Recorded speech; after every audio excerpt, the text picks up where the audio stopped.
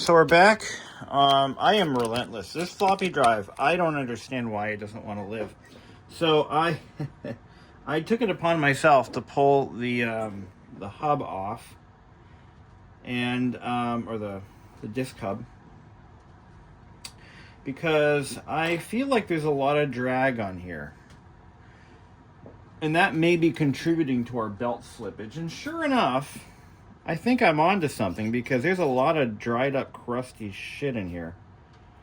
And I also replaced this capacitor with what I have on the shelf. I've got a 25 volt 33 microfarad. The original one was a 16 volt, no big deal.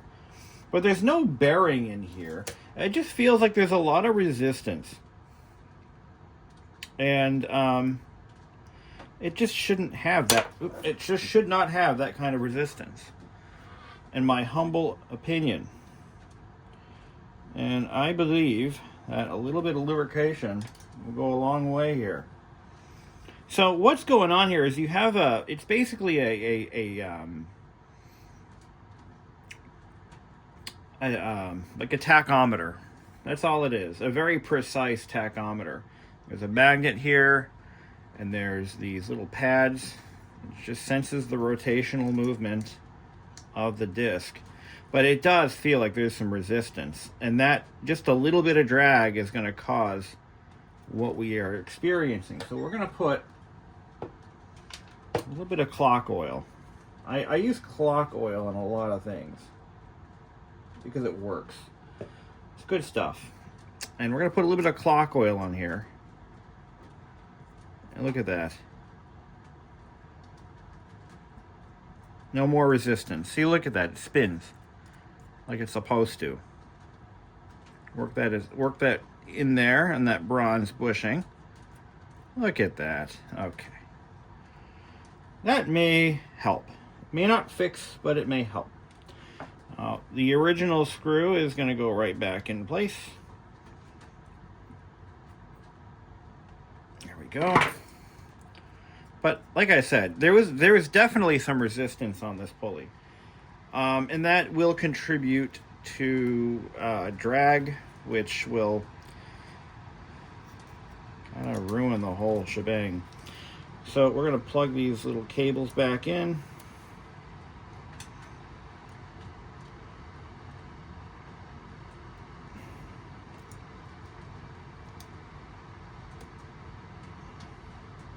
There we go.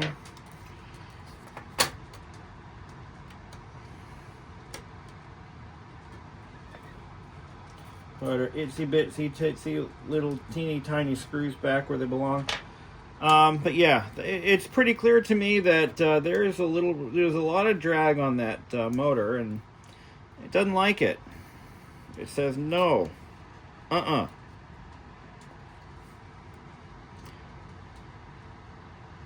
Let's get some power to this thing. Oh, here we go.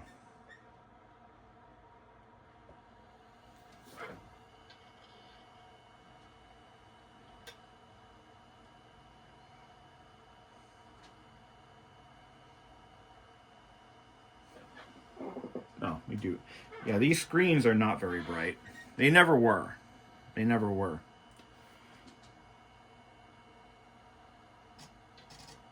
Okay. We got the obligatory disk drive seek test. When I do get this running, it'll be reloaded with Windows 95 like it's supposed to have. The problem is, and this is where the OpenFlops would come in handy, it's going to be a bitch to do, because I don't think I have a floppy version of Windows 95 handy. I do have a CF, you know what? I could use my CF IDE drive for that. I do have one of those. All right, let's put a disk in. No. It's not spinning. It is spinning, kinda. Ooh, I got a prompt. Format A, shift colon. Here we go.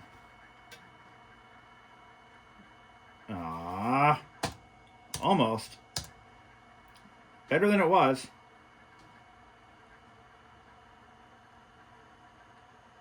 Let's try it again. Keep trying. Eventually you'll fail successfully.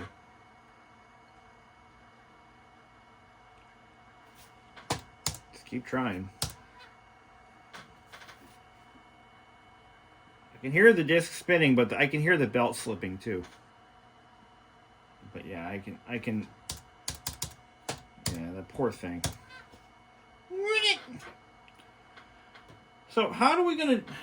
The thing with this OpenFlops thing is, the display is the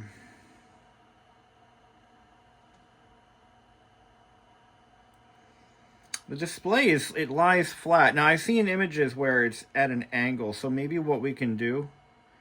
Yeah, this one, he said he had a problem in the. Oh, okay. Yeah, he made a mistake, I guess. Oh. All right. Okay. Yeah, he mentioned that he had some trouble with this one. It was like probably one of the ones he made that wasn't perfect. And so how are we going to do this?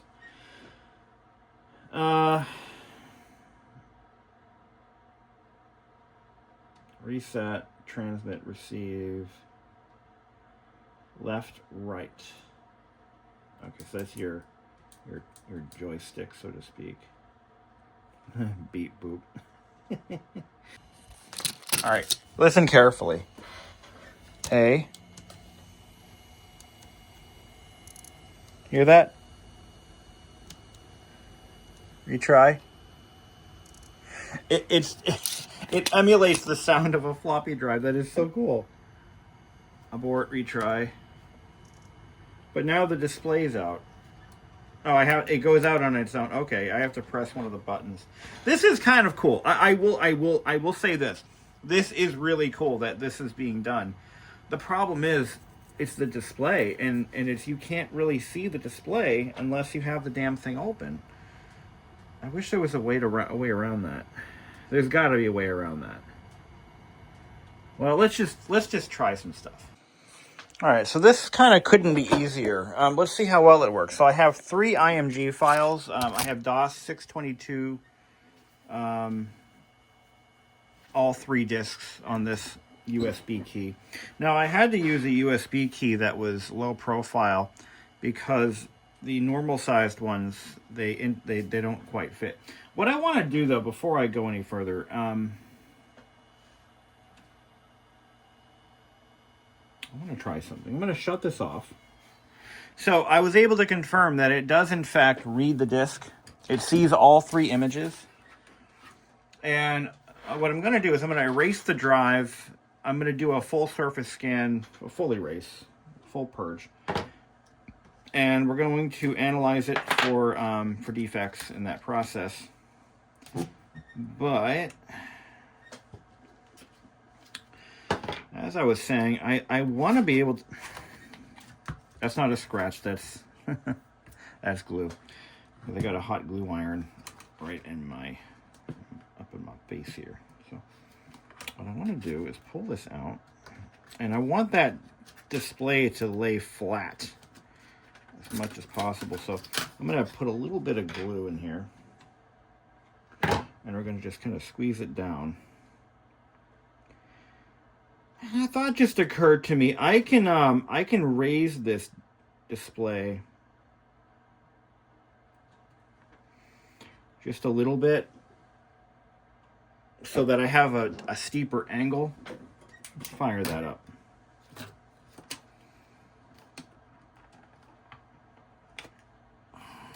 Okay. Yeah, see, we need to get this display at a steeper angle because and also we don't need this header anymore. Well, okay, I'll leave it alone. It looks like he's got it there for a reason.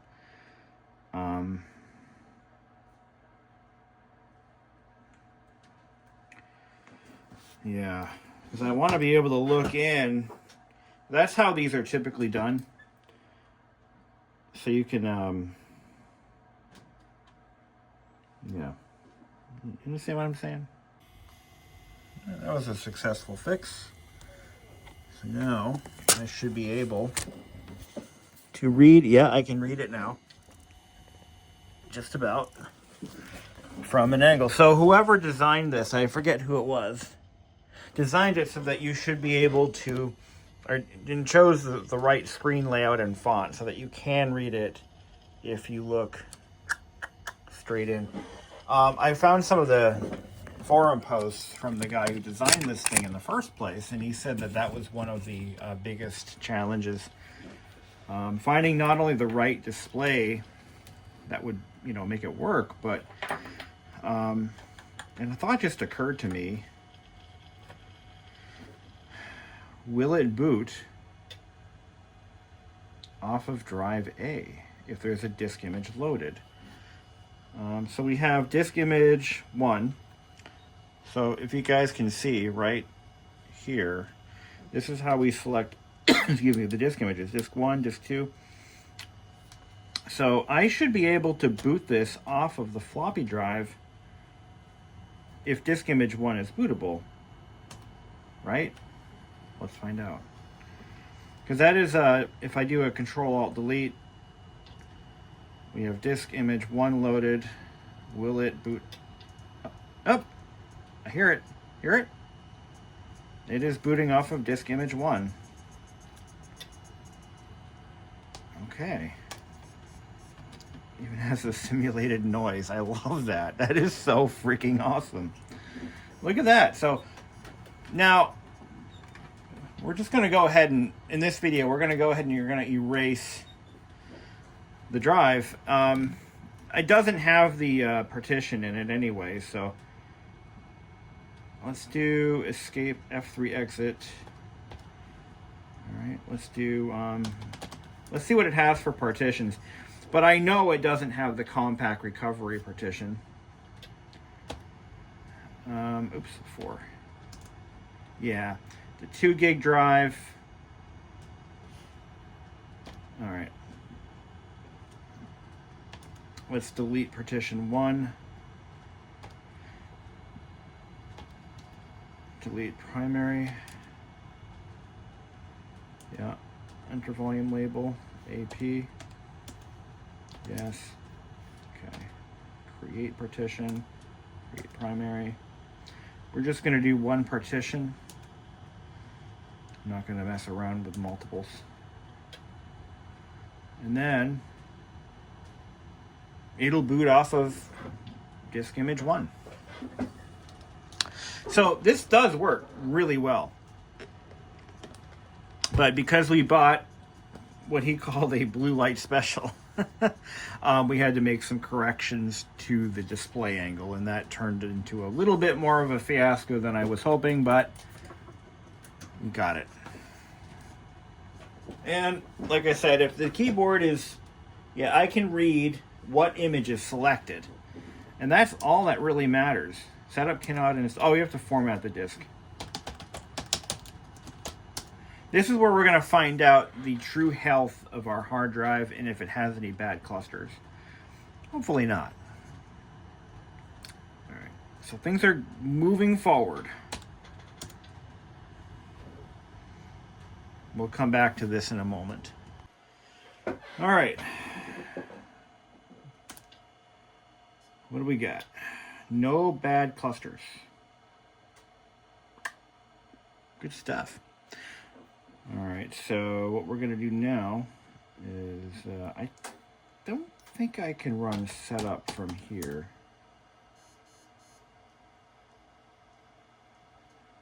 Yes, we can. So we just did a, so that's the trick with DOS 622. Oh, this isn't the upgrade. This might be the full version. I have the upgrade. Continue setup and replace. I have the upgraded version, or the upgrade version, CDOS run. So what I need to do now is I need to build a disk image that has the F10 setup partition creator. I think you have to run that before you install DOS.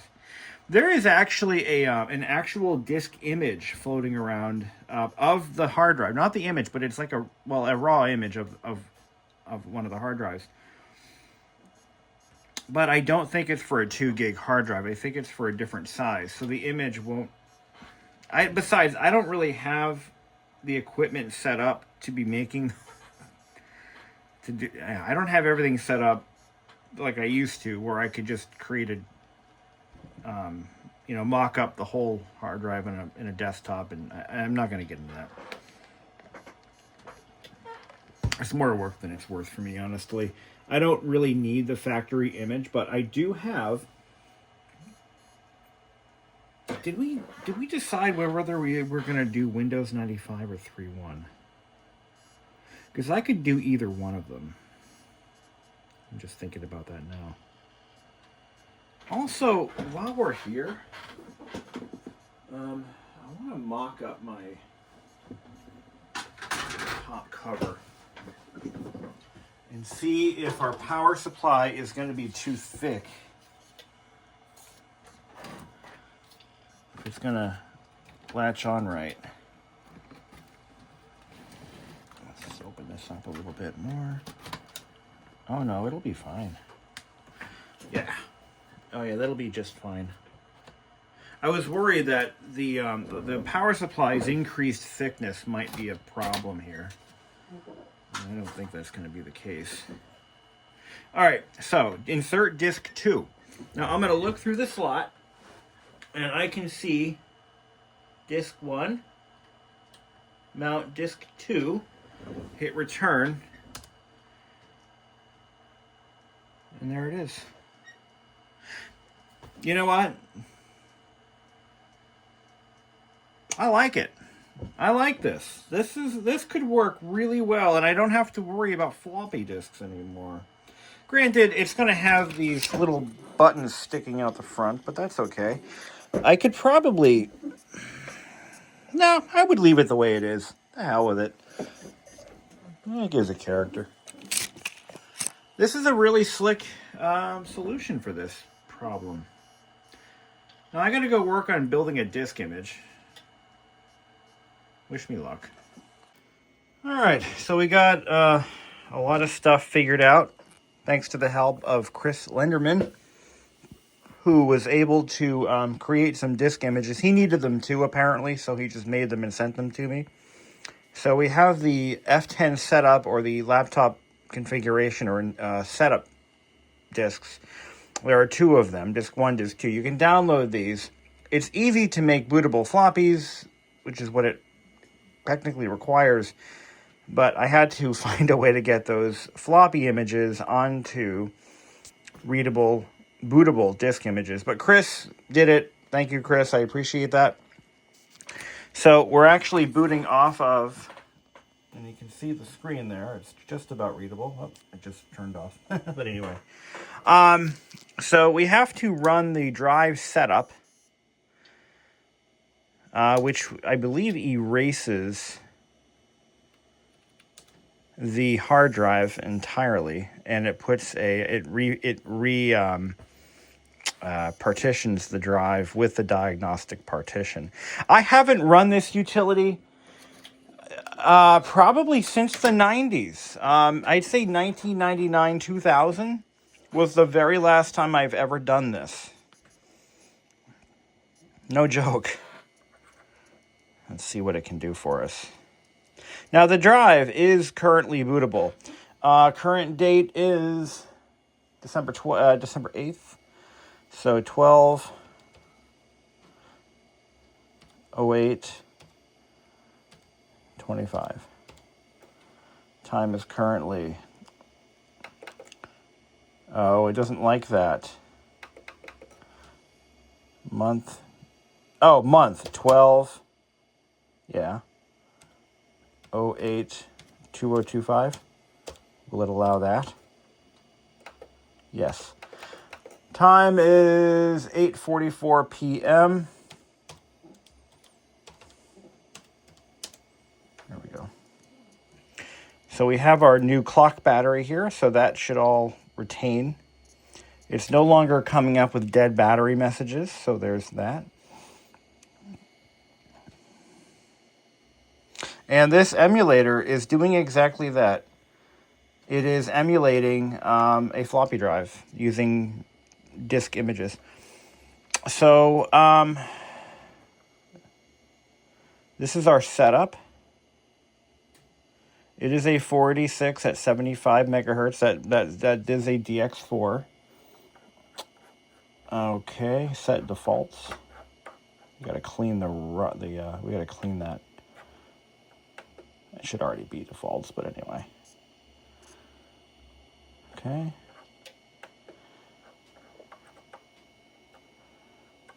Yes. And we're gonna boot it back up. Now we have to do the diagnostic partition.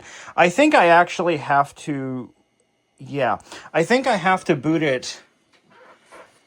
I have to clear the partitions. That's right. So we need to clear the partitions on this drive. So I'm going to just go ahead and let's just see what the diagnostic partition tool does. If we can clear it from there. I mean, that is wipe the drive. Yeah, these older displays were a little bit hard to read, especially when they were cold. So here we go.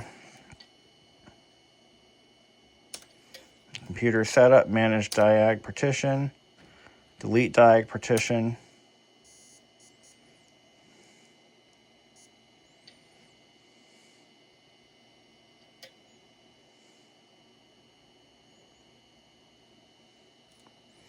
You know what we need to do? Here, this is what we need to do. We need to get it formatted. So I'm going to go and I'm going to try my best to read this. Let's see here. It's going to be disk 1, 2, and 3. Disk 2, disk 3, disk 2, disk 1. So disk 1 is going to boot the machine up. Why don't I go and put the covers on? I don't think I need to take this apart again, at least for the time being. Let's do that. Okay. I'm going to put my own little twist on this. I'm going to put these rubber bumpers here so that there's no way this unit can bump up and dislodge from its location. So if it gets moved a little bit upward, it'll just hit the keyboard.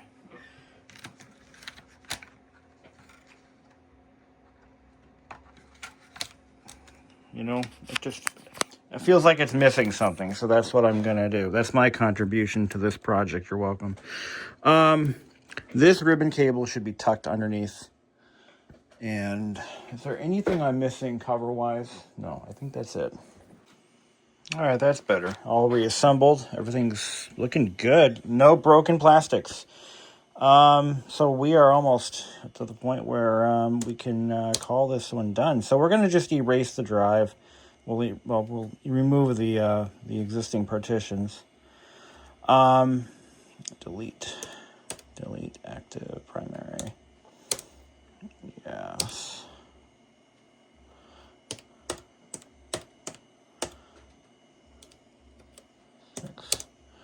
Yes. Okay. Now what we're going to do is we're going to set the next image. And we're using this particular USB drive because it fits all the way in, because it's low profile. And there are a lot of them out there that will fit perfectly in here. I got Windows 95 on this as well. I figure setup utility disk 1. There it is. So I've selected the setup utility disk 1. You just have to tilt the machine slightly and you can look in there and it's all right. Control-Delete. So it looks like the battery has been, the internal battery, the clock battery has been charging and is keeping the CMOS settings current, which is all we could ever ask for. This light is a little bright. Let's turn it down a bit. There we go. Doesn't need to be as bright as it is. Yeah, so the display, everything is working perfectly on this machine. I could not have gotten a better set of parts here. And again, thank you, Chris Lenderman, and thank you, Jesse Fenn, for all of your moral support. So we're going to create the diagnostic partition. And what that does is it's going to basically install F10. Okay, so we have to, let's see. Upgrade diagnostic, delete partition. See if that does anything for us. Maybe there's something that we're missing.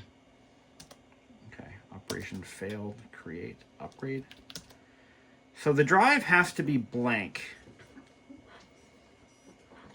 I'm not sure. So I might have to run something like boot it. I don't have a copy of boot it anymore. How can we fix this? Oh, I know. Fdisk MBR.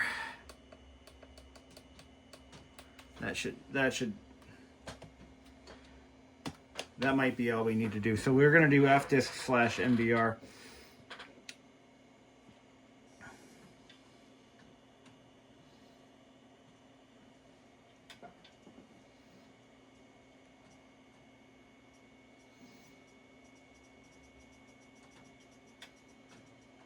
The power key in particular is very stiff. My fear is it will break again.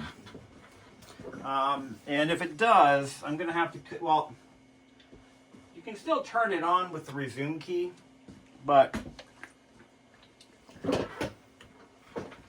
let's see. But I may have to, I bet I can. Oh, there's stuff on drive C. Command DOS WinEgg config auto exec. I thought I deleted the partition.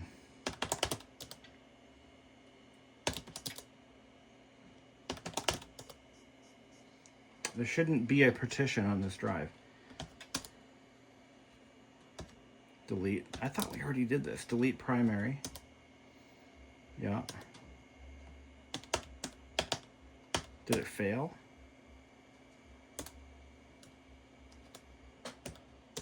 Yes.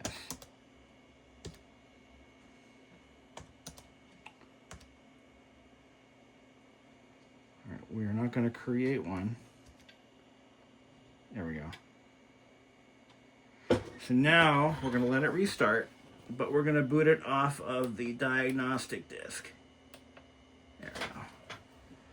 Let's see what happens.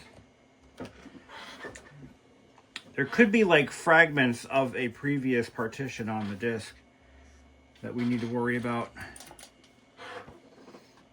Let's see. I love the, weirdly, I love this. It literally does create, it does make kind of pseudo floppy drive sounds. Ah, here we go. Now it's detecting there is no partition. That's what we're looking for. Okay. Okay. Yep. So it sees that there is no diagnostic partition on the drive, and it's now going to create it. It's possible that the partition was there this whole time, but it might have been corrupt. I couldn't get it into F10, so...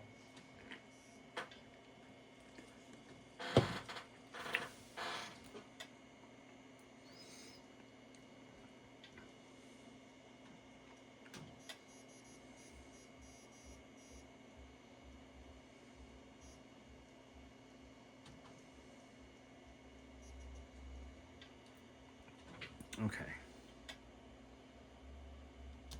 It created the partition for us. Let's see what it does this time.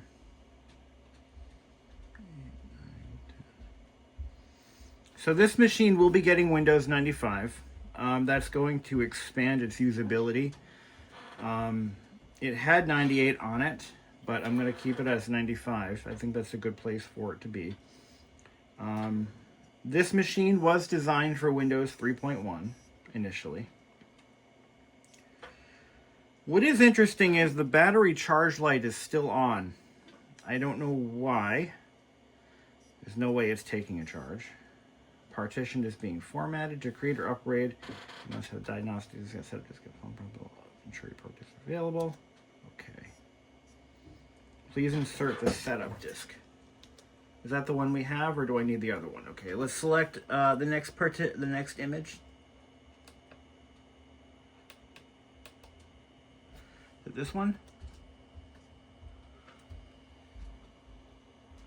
Please insert the diagnostic diskette. Okay. It's this one. There we go. This is so slick. You know what? I'm starting to really warm up to this idea. And what I'm going to do, if this becomes my permanent solution, I'm going to take the broken... I'm going to fix the other floppy drive. Like, that's going to get fixed. But I'm going to take my broken floppy button, I'm going to glue it up here. I'm going to glue it in place. And I think that'll be nice. Okay, so we're now copying DOS, excuse me, we're copying the diagnostic software on here. This is such a nice little machine. I'm gonna try to retro-write one of these keyboards. Just probably won't happen today. Please insert the setup diskette.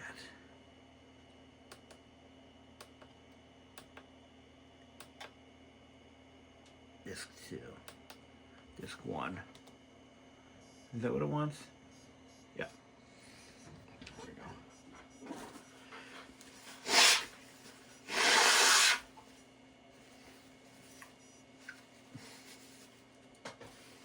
we go.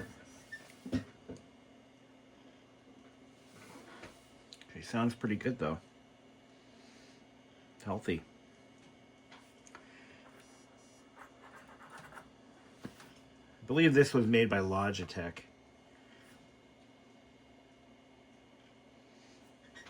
Clean that keyboard a little bit. Yeah, that was gross. Empty. Next.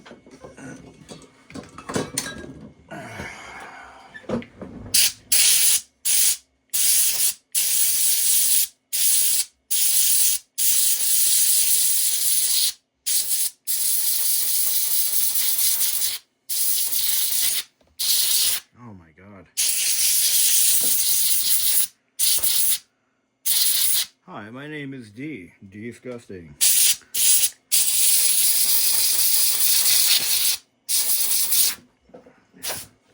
The things that this computer must have seen. Okay. It's using the change configuration when you want to change your test computers option. Computer setup, computer checkup. Prepare for manage diagnostics. All right. Escape. Okay.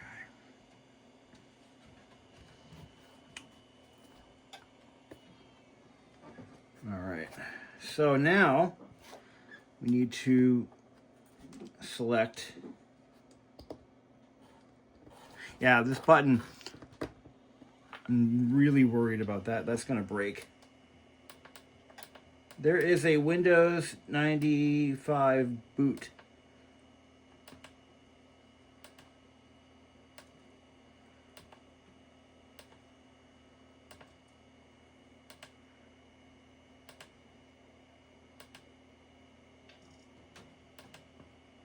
There it is. This is the Windows 95 boot disk. Download it off the internet.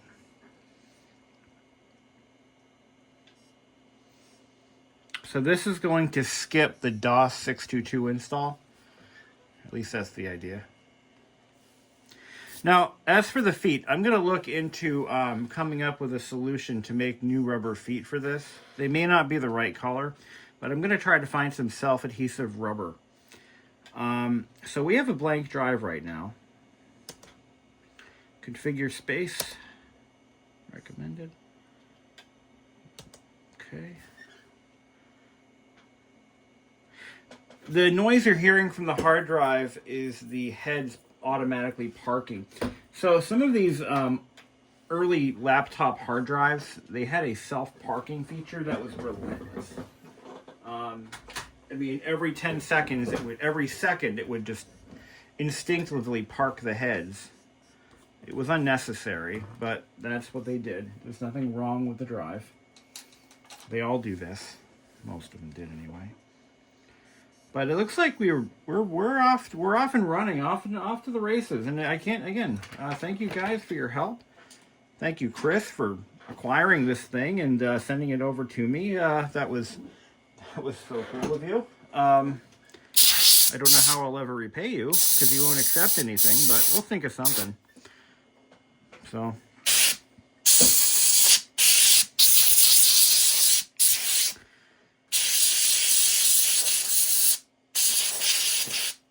I was thinking maybe I pack a box of random stuff and send it to him. I'll think of something. I don't know. I'll have to contact Jesse. Hey, build me a battery, buddy. Jesse builds great batteries. He built the, not only did he build this floppy device, and so I bought this off of his eBay account, but he also builds laptop batteries, and he built the CMOS battery for this laptop for me. He just sells them on his eBay store, so you don't have to do anything. Just do a search for, Compaq LTE battery, and chances are you'll find one of his listings. And he built the laptop battery that went into my Compaq Contora, which has incredible battery life. I used it at a tech conference for an entire 2-day conference.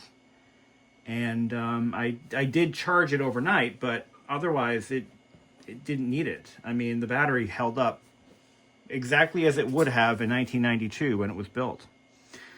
And I'd like to do the same for this one because it's a much nicer laptop, let's be honest.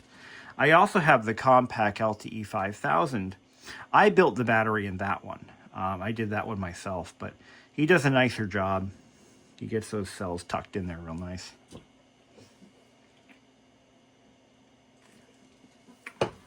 All right, we're going to go ahead and install Windows 95. I don't need to video all of that. But basically, it's the same thing. We have all the all the disk images from disk 1 to disk 13 and the boot disk on this little thumb drive.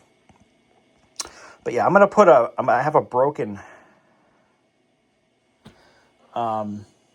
floppy button I'm going to stuff in there, and I'm going to glue that to the underside, and that'll look real nice.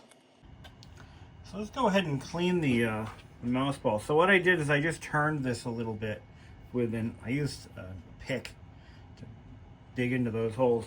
So the drive is now formatted, so it has no traces of DOS 622. We're just building it from scratch as if it were an OEM Windows 95 build. This laptop may have been built after Windows 95's release, but it's unlikely. It's possible. I really don't know when it was made. It wants disk 2 now, so I'm going to go and I'm going to look inside that little tiny slot, and I'm going to pick disk 2. I love this. You know, this is not something that I would typically go for, but I'm loving it. Here's disk 2. Just got a few little details to iron out as far as the system's restoration goes, like, for example, the battery and the keyboard. But otherwise, this is coming out all right. So you got to clean the little itty bitty. So this has sapphire bearings. How cool is that? Or ruby bearings. No, I think they're sapphires. Are they real sapphires? Probably not. And there's a ground ring that goes around this. This is kind of nice. So you'll notice that there's a little metal ring on the inside of this cover, and what this does is it interfaces with this pin, and that is a ground for the so if you're static charged, for example, what that's going to do is it's going to take the hit and it'll send it to chassis ground rather than into the mouse interface or controller. So that's pretty smart. They really thought things out back then, but you know. Let's see. Yeah, we still have a little bit of stickiness in the... Oh yeah, I gotta get a code for this. I should be able to get one. I think I have one. Yeah, I gotta find a Windows 95 code. So let's get this back. We'll take our little pick. Lock it in. There we go. There we are. Yeah, you know, it's working all right. These were never perfect. And they were really only meant for, you know, you're sitting in an airplane seat, you know, that's pretty much what they're for. We still have a little bit of detailing to do. So we're going to do the full bore install, full meal deal, do a custom. We're going to pick everything. Obviously, we don't have a sound card in this machine, so it has somebody else's name in it. Okay. It's got the identification baked in. This is a hacked install. Interesting. Yeah, I think this install is hacked. We're going to do a CD-ROM drive, and yeah, we're going to do those things. I don't think this has onboard sound. No, it doesn't. It just has a PC speaker. So we're not going to bother with the sound, video, MIDI, or excuse me, yeah, capture card stuff. Just going to do a basic thing. That's right. These were before the multimedia craze. In the laptop space. Yeah, it's a little bit before that time. Clean these little rubber bones. This one's in upside down. No, it's not in upside down. What a good find though. What a good find. So this came from God, it came from a bulk lot that Chris Lenderman found at not Computer Reset, but one of those. I think it was a computer wholesaler. I think I used to work for a company that did wholesaling of used systems, so they would buy them from.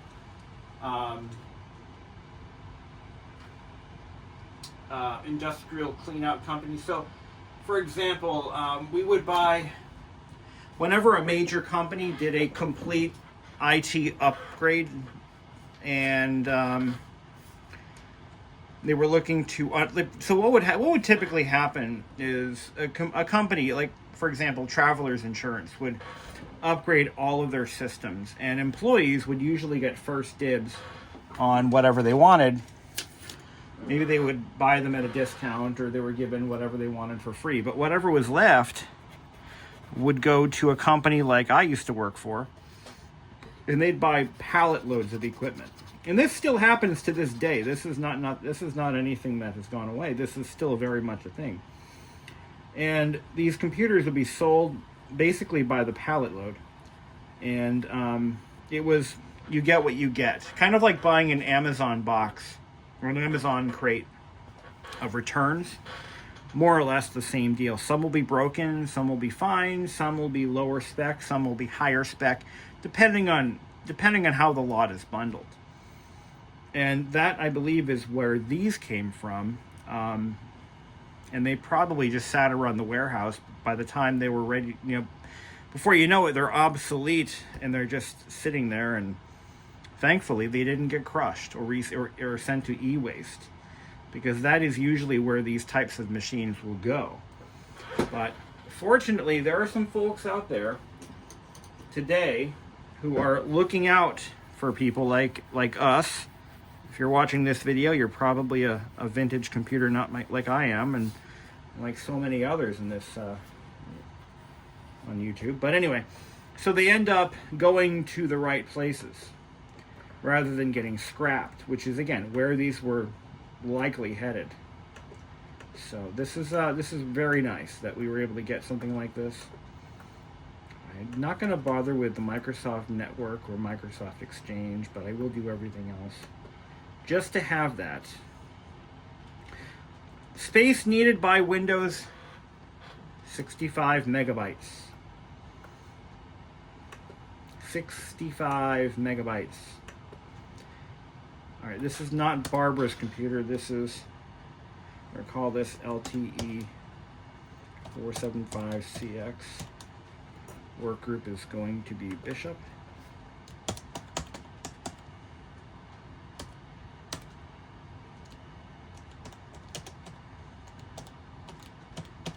Is this a CX? Yeah. Okay. We may have to replace some of these drivers, but it did pick up the Compaq internal trackball. It picked up the unknown monitor and the Western Digital Display APM. So this machine does have advanced power management because of yeah,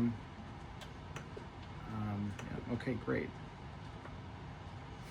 There's one flaw with this system. So what I found is if I take an existing disk image, I just erase what's in it, and that becomes a new floppy disk, so to speak. So my I was able to take some of the old all right, I took a random disk image that I had, a 1.4 meg disk image, and I just erased the contents. Rather than making a new disk image, I just took an existing one, erased the contents, and just copied it multiple times.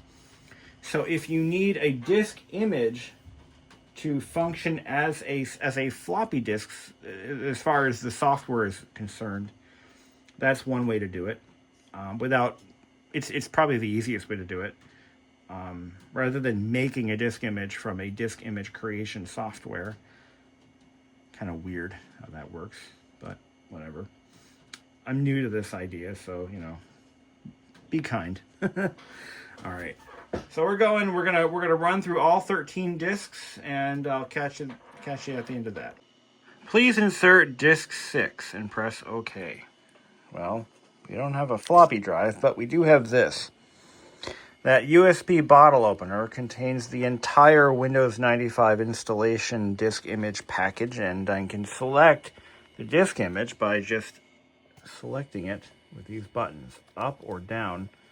And you can read that screen at an angle. There it is. Step disk 6. That's disk 5, disk 6, disk 7.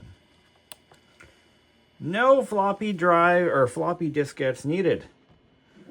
Probably the coolest hack I have ever seen.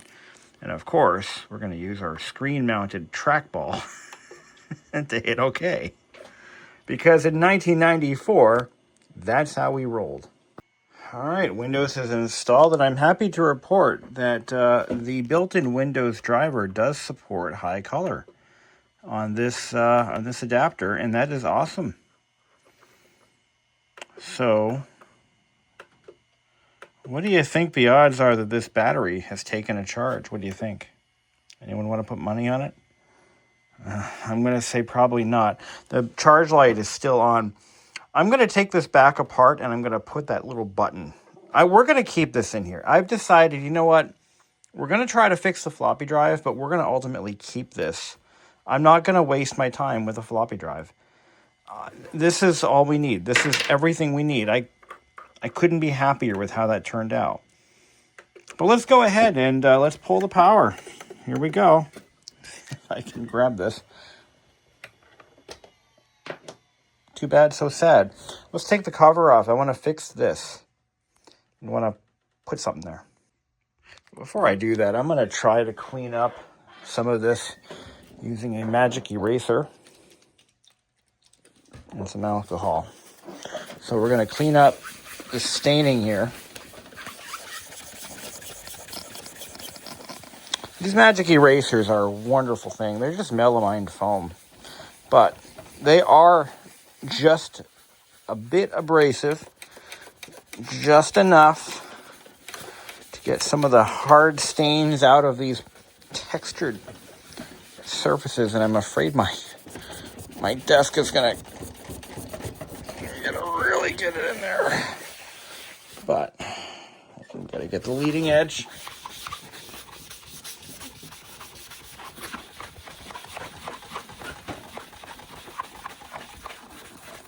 Here we go. We'll take our microfiber and we'll just wipe that down. But it's a little better. Could use another treatment, but you get the idea. Okay, so let's take a look. This is the worst. This got thrown into a bin. This is what happens. When these are destined for the scrap bin, they don't care. They just want it gone. Well, let's correct that. All right, so we're gonna fix our power switch problem. Actually, wait, no, that's not what I was gonna do. That's the sleep switch. Never mind. I'm gonna put a little bit of lubricant in there. I'm gonna use some polyolefin grease to reduce the stress on this plastic piece, which will break off if we look at it wrong. This is gonna be, that's my solution. That's our little eject button. We're gonna give that a little bit of time to cure before we start messing around. But I used a little bit of super glue to glue that in place. I did find a few hairline stress cracks in the shell. I'm not too concerned about them. I didn't notice them at first. But like I said, I mean, we've reached a point with these older machines in some cases where there just are no perfect parts anywhere. You're never going to find them.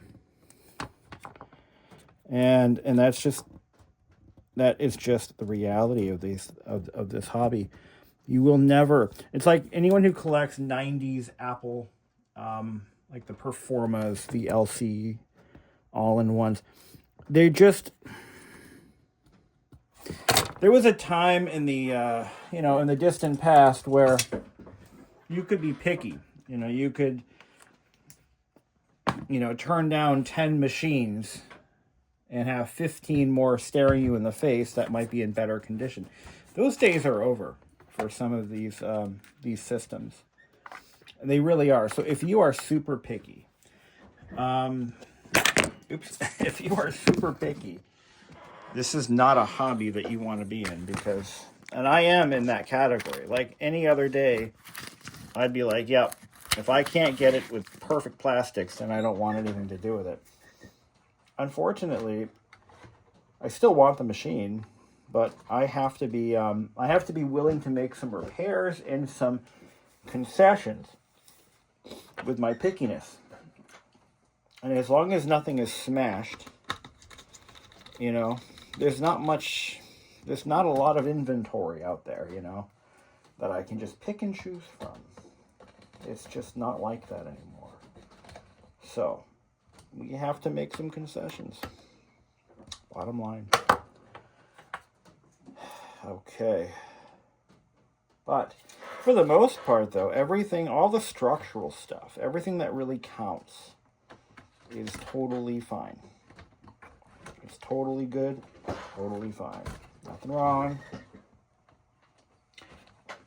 All right. So let's take a look at what I found. So we have a hairline crack here. Now, what I can do is we can pull the unit back apart and we can reinforce that from the underside or from the inside. But that's all we can do. There is a hairline crack here that wasn't there before, and now it is. As soon as I put torque on these screws, boom, splits.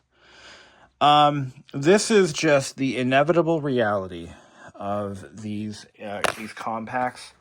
That is just what they do. And, I remember years ago, 20 years ago, 25 years ago. Wow, has it been that long? The company that I worked for that was wholesaling hardware like this. Now, let's see how this works. It moves a little smoother now. The company that I worked for had a bunch of these. All of them were broken. And So it's not just because they're old and brittle. This plastic was brittle when it was new.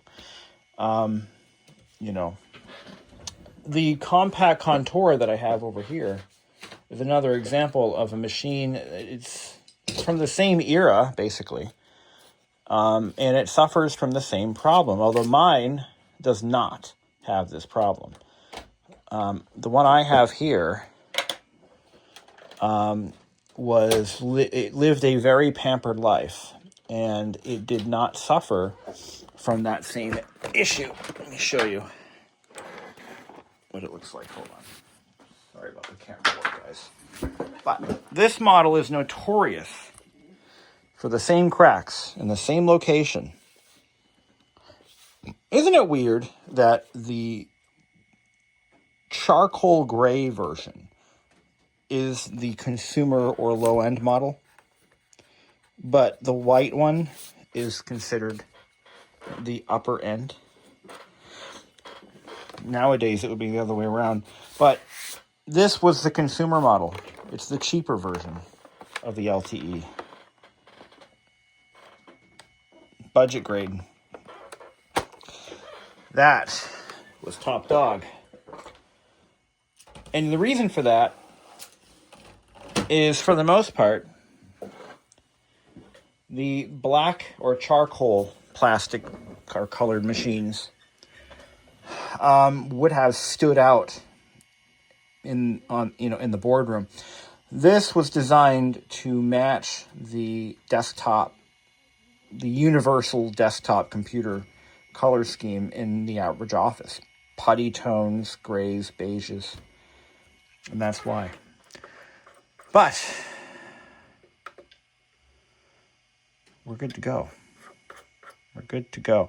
I can now start loading this up with software. I like that nice little touch. Just put that, and that'll harden with, that'll get a little better with time. And this should still fit in there. I have a couple of soft packs I need to install. Let's take a look at those.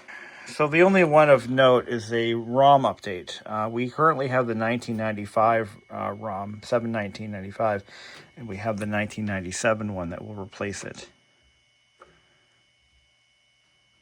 And I think that's it.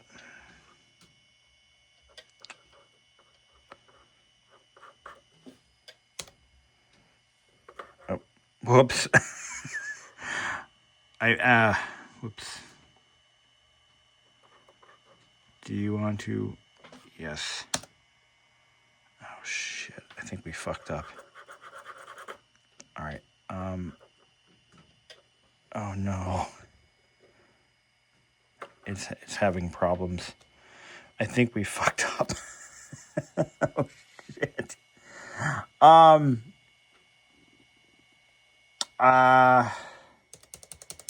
We lost all interface device, including the keyboard. Yeah. Okay. Let's see if it boots up again, shall we? Pull this out. Oh no. I think we killed it. We killed it. It's dead. It's got to be dead. There's no way it survived that. No way it survived that. Let's get it into DOS mode. Hold on. I'll do an F5. Bypass startup files.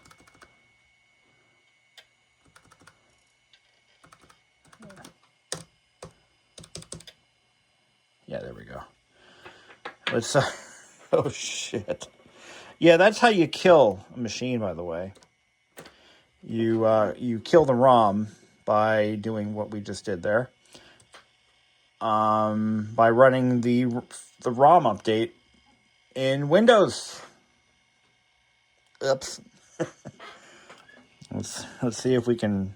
Well, it's not dead. It's running fine. But that could have ended very badly. That could have ended very badly. So just word to the wise. So I'm going to show you where the cracks are. So this lower pan is in far worse condition. Same cracking, but it's not a structural crack, weirdly enough. So the display is screwed to this aluminum lower shell, and that is where the brunt of the display movement is stabilized. But the outer shell, they always crack around the screw holes because you have to, so the hinge has to be tight. And if it's not tight, it can make it worse, but if it has to be tight, and the plastic just can't take that tension anymore. So it's not really structural. The display is not going to shear off. It's not like that. But what we can do from the back side is actually there's not a lot of room to do anything, honestly. We're just going to have to kind of live with it, I guess. I mean, that's it. We just live with it. It's not going to fall apart. It might get worse, but all right, we got to get this back into DOS mode. Let's make sure that we got the ROM pack done properly. Okay, so put our key back in there. Does it remember the last one we selected? Let's see. Yep. All right, so go to drive A. Keyboard doesn't work. Why does our keyboard not work? I think we killed it, guys. Okay, here we go. Did we succeed?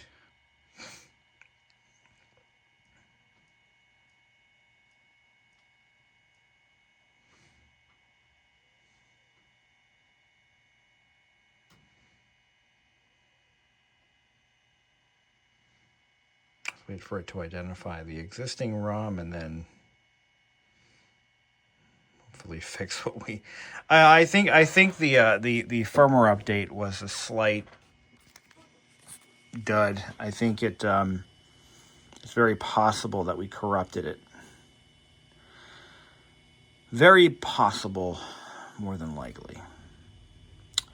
Are we boned, or am I going to have a problem here? Wait, or are we not going to have a problem? Let's just see what happens. Yeah, I think we're boned. The machine does kind of run, but it's buggy, and yeah, I wonder if it's socketed. What are the odds? So, it's not on the CPU card. Where is it? Let's see here. Pull the CPU board out of this one.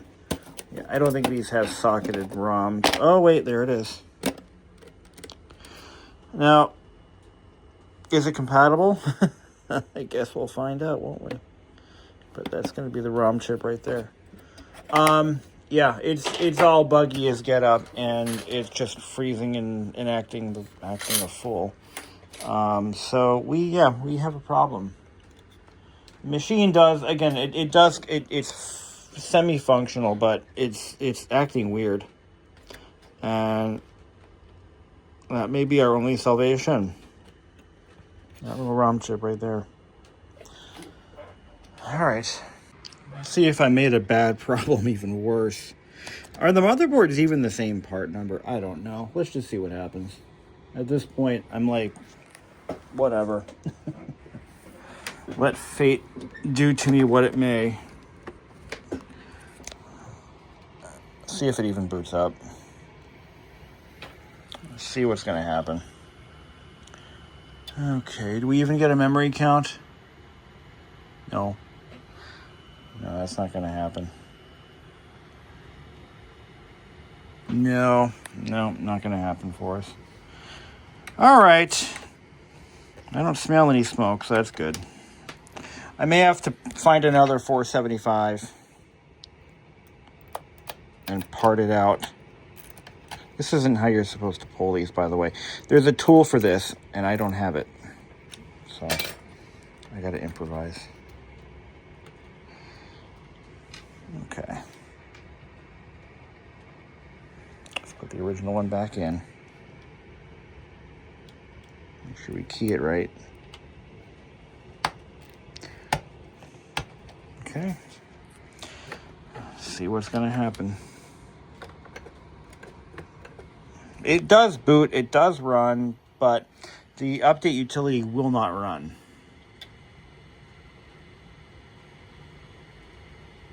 Nancy. Oh, you know what? I forgot something. I forgot a very important part. Can you guess what it is? Any wild guesses as to what component I forgot to put in? Anything? Anyone?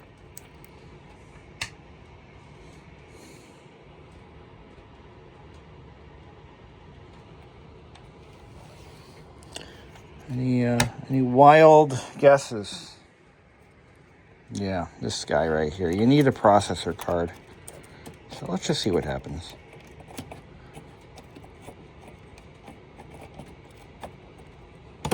There we go. Yeah, I think you need that.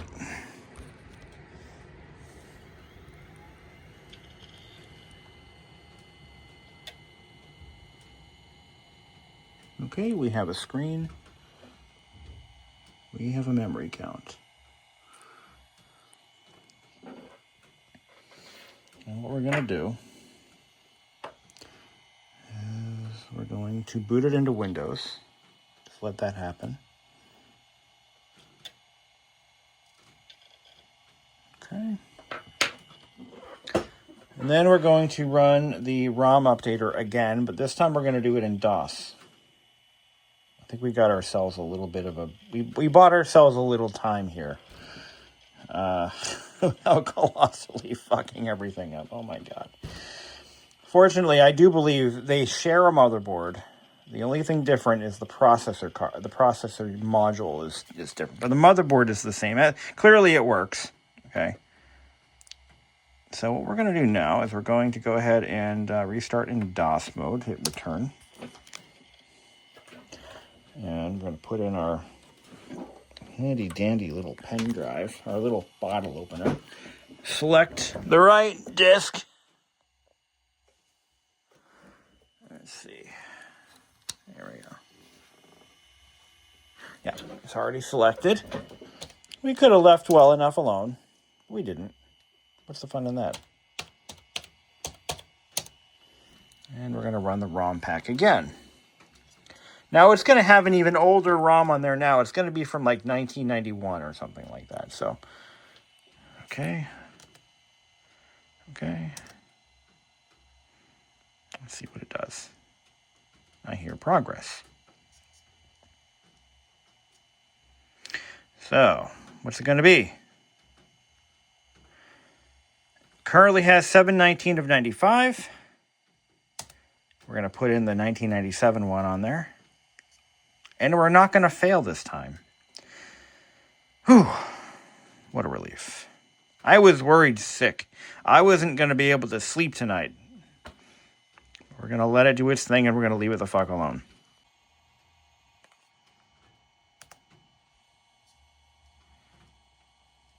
Good stuff. I'm going to hang on to the other ROM chip just in case.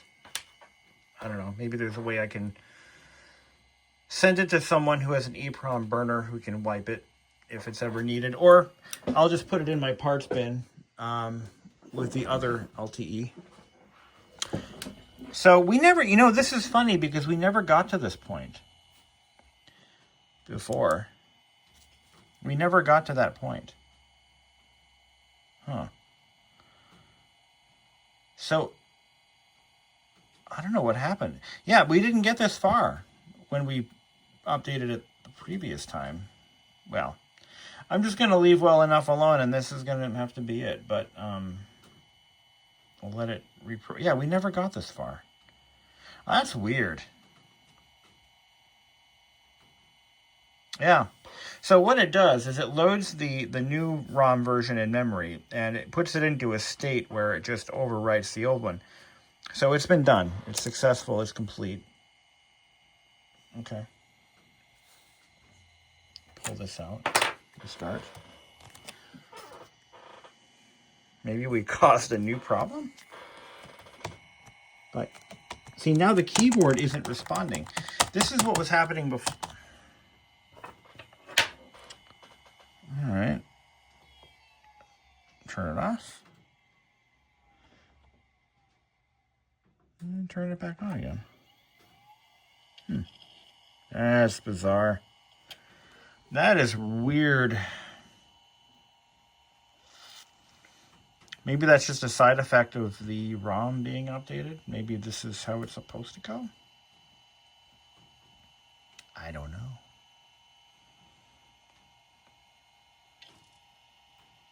I don't know.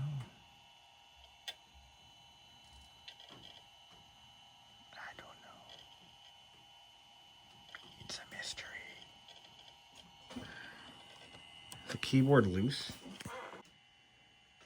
Now it's time to check the other battery we have. Now this one is badly yellowed. This is a replacement battery.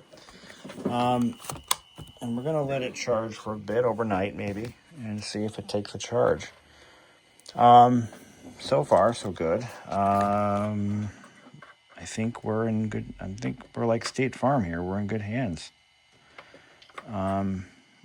Just try to load this up with some software and just have a good time with it, I guess. All of our problems started when we tried running it in DOS mode, and then the keyboard, yes, it's working fine now.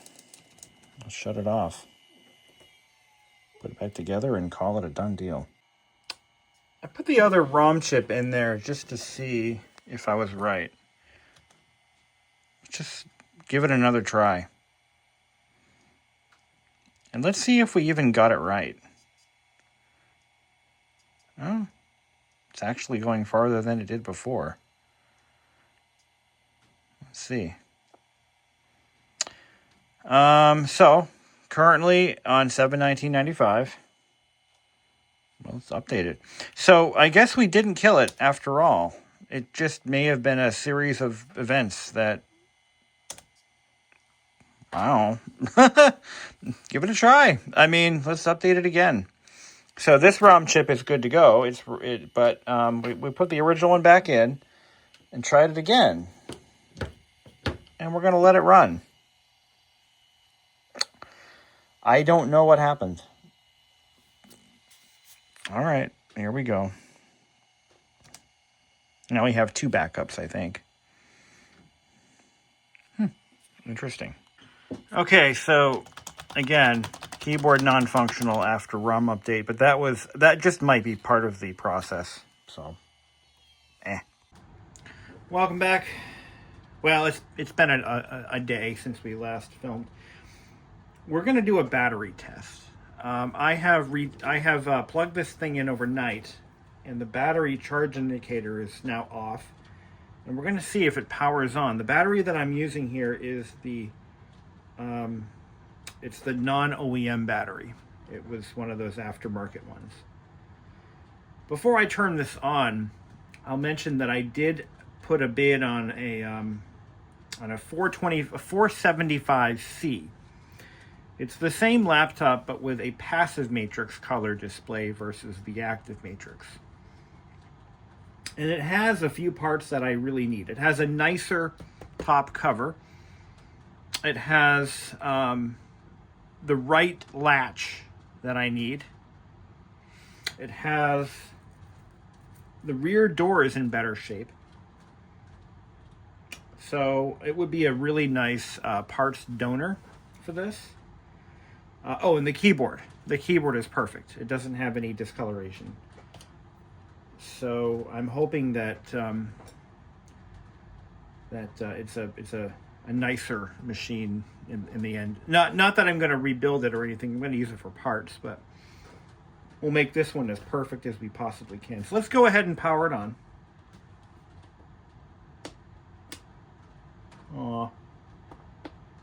Aw. Okay. Well, that was anticlimactic. This battery is no good. 1-800batteries.com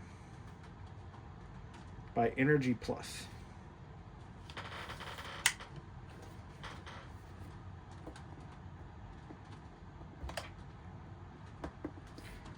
No, she's no good. You're no good, baby. You're no good. Well, I'm gonna try the other battery. give it another go. I mean, it's not going to charge. Who am I kidding? But, yeah. I should be able to rebuild one of these. It shouldn't be too difficult. So. All right. Is this a nickel metal hydride? Yeah, it is. Yeah, baby. Yeah, baby. All right. No. Anything? Nothing? We'll let it charge overnight and see what it does.